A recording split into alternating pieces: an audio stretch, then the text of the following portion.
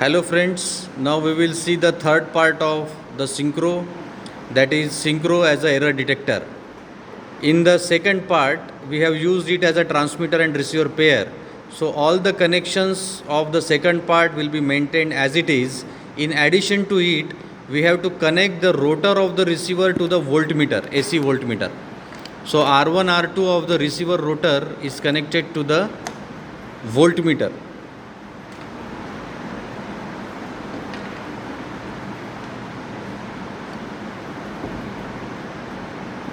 Okay, so this is an additional connection. Along with this, we have to hold the receiver at 180 degree as we did it for the potentiometer as error detector. So we have to hold this at 180 degree. Why we need to hold it? It is just because you can see this is at 180 now. So I will firmly hold it at 180 degree. We need to hold it because we know that when we move the transmitter rotor, then the receiver rotor will also move. So as to avoid this, we have to hold it at 180 so that we can get the complete error response of the synchro as a error detector. Now we will switch on the supply. So initially, when the transmitter is at 0 position, the voltage is 17.2 volts. Voltage is 17.2 volts. Now we will move it to 30. The voltage is 14.6 volts or 7 volts. At 60, it is 8.6 volts. At 90, it is 1.45 volts. At 120,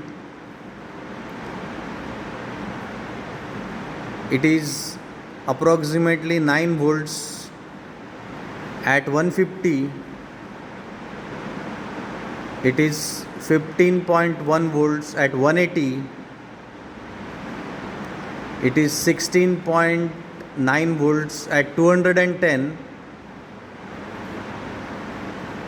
it is 14.4 volts. At 240,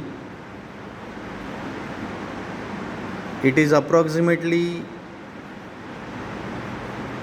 7.7 volts. At 270,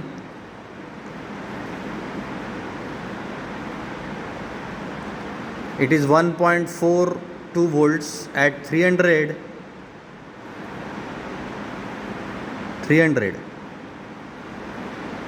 at 300, it is 9.3 volts. At 330,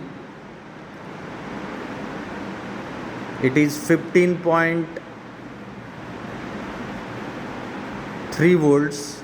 And at 0, means at 360, it is 17.13 volts.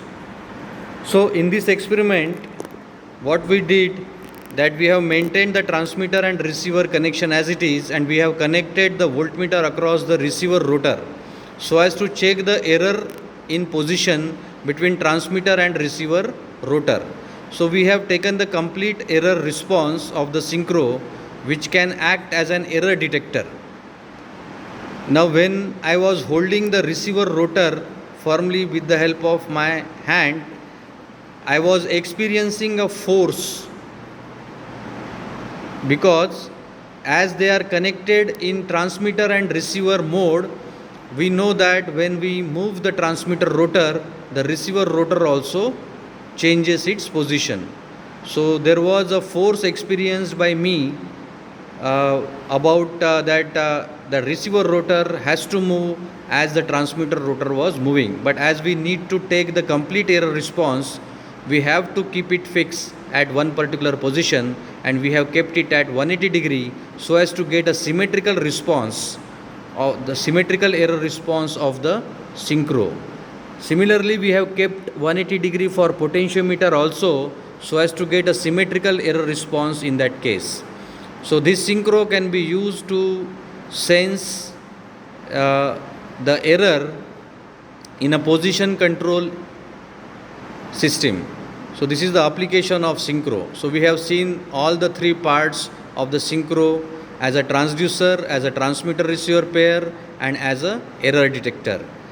The theory has been already explained about this experiment as far as the experimental manual is concerned. Thank you all.